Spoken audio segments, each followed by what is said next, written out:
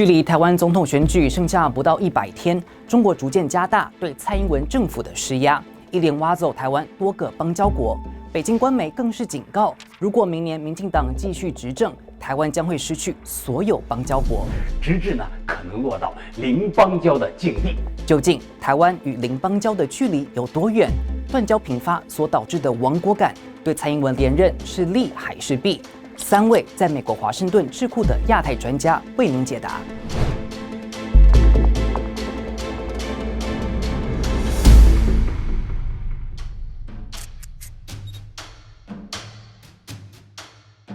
It's up to Xi Jinping. It's possible.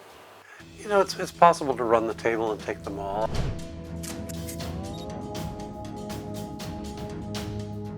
Taiwan is autonomous, self-governing.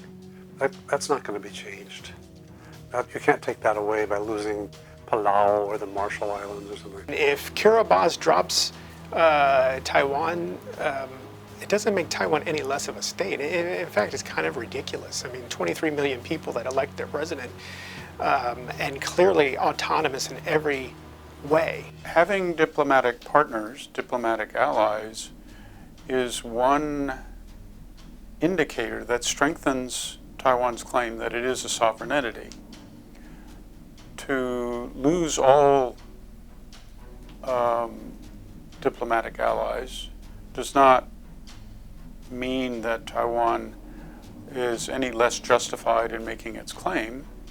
It just makes it harder to make that claim.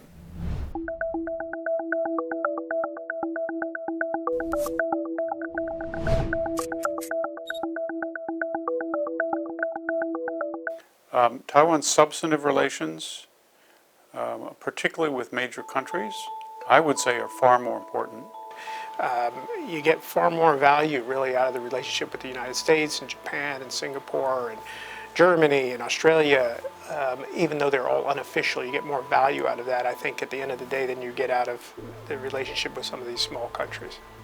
On the other hand, I've always felt that trying to maintain these artificial relationships with very small countries just to have a grasp, a handhold on the international scene is a little bit undignified, and I think that's a view shared by a lot of people in both Minjindang and Kuomintang. The knowledgeable foreign policy specialists and politicians in Taiwan also realize that the media are keeping score. And so they'll always say, well, the Kuomintang gained 1 or lost 2, and Minjindang gained none and lost 3. And it's kind of a scorekeeping game, and it's part of politics.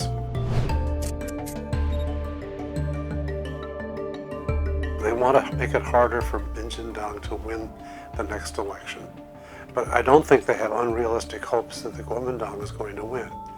My conversations with them suggest they're prepared to see a second term from Minjindang, or maybe a third term for another president down the road from Minjindang. But their approach now is one of pressure, not of enticement, not of courtship, but pressure. It's pretty uniform across the board in Beijing. We have to ask, if you take away diplomatic partners now, obviously it hurts the DPP or the reputation of the DPP in the minds of some Taiwan people and may change their votes. But it doesn't help the KMT.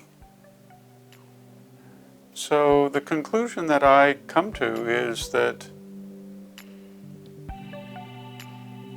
maybe Beijing doesn't care about who holds power in Taiwan.